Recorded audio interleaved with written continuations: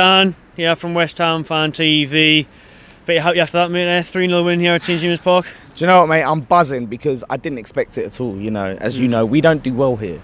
You know, it's not often we pick up a point, let alone a win. And to come here and win 3-0, I still can't believe it. I'm baffled. You know, I wasn't positive going into it, I'm going to be honest, but they've surprised me. You know, so... I mean, I didn't even know it was 3-0, but I had left by the time the third one went in, but heard of the Roma, thought that's got to be a third or a full time. But, I mean, he's looked dangerous all day on the counter of the day, but especially first half, we're dominating play. Fair enough, we didn't really create that many clear-cut chances. You missed a couple.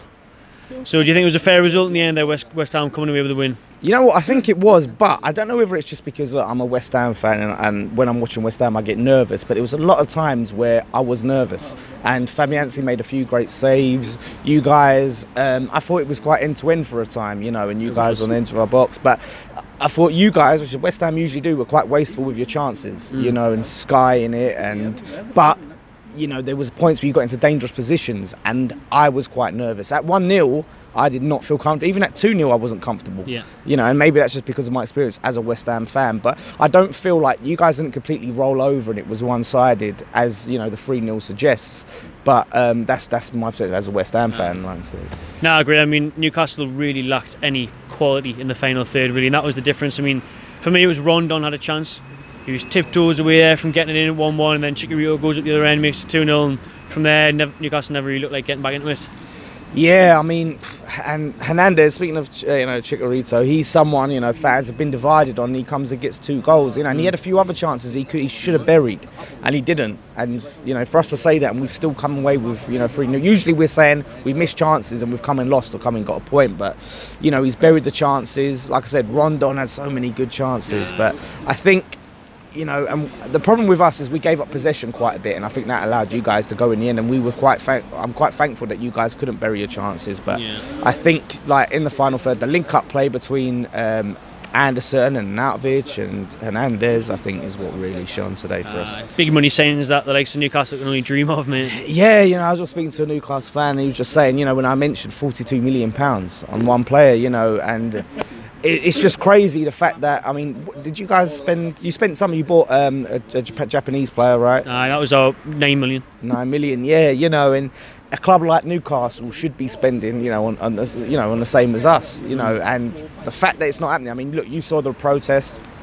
that happened, the walking on 11 minutes. I didn't, in fact, see that many players coming after, that many fans coming after 11 minutes. There's a lot of empty seats today, which I was surprised about, but at the same time, with what's going on, I think maybe the fans are just apathetic.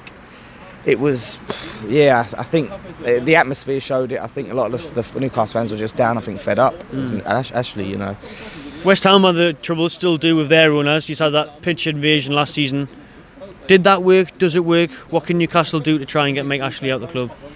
You know what? I think a lot of it, the pitch invasion was one thing which a lot of us, you know, didn't agree with at all. In fact, it affected the team and maybe cost us the game. But there was that time in that game after that where the fans marched round to the directors' box, so where they sit, and, you know, directly told them how they feel.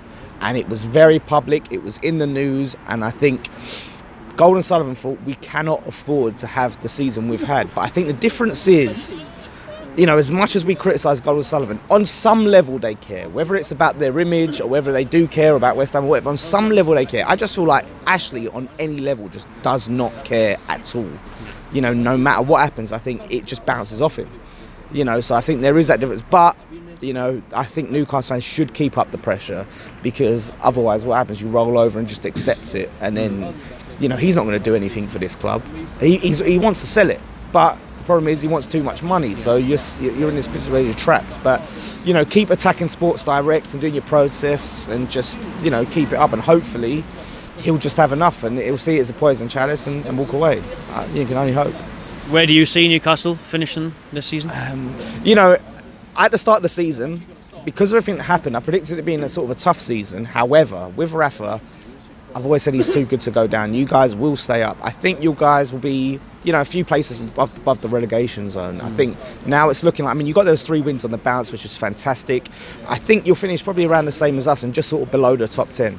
You know, you've got like us, have got quite good running in December. That's key. That's going to be a massive indicator to see where you guys are going to finish. If you can pick up some, you know, as many points as possible in that game.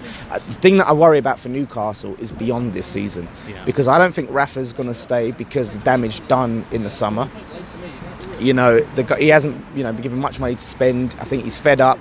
And I think, unfortunately, as much as he loves Newcastle, he loves the fans, I think you walk away. And then where do you go from there? Where do you go from Rafa? You know, and that's the sad thing. As long as Ashley's your owner, you know, I think it's going to be always there and thereabouts for relegation, which is the sad thing. But hopefully for you guys, he's not there much longer. You know, a few years and he'll just have enough, and someone will buy it for a low price, or a high price, sorry, that he wants. Yeah. All right, hopefully, mate. Thanks very much for that. Thanks, mate. Thanks, on. Cheers. Check out the Magpie Channel merchandise. Hoodies, hats, t-shirts, embroidered and printed available, and the back print on the new t-shirts, all sizes available. The link will be in the description of this video to the Etsy. It's etsy.co.uk/the Magpie Channel. Make sure you check it out, support us. It goes back into the channel, it goes into new equipment, away days, prize giveaways for yourselves if you haven't seen the Magpie 4 videos. Enjoy yourself.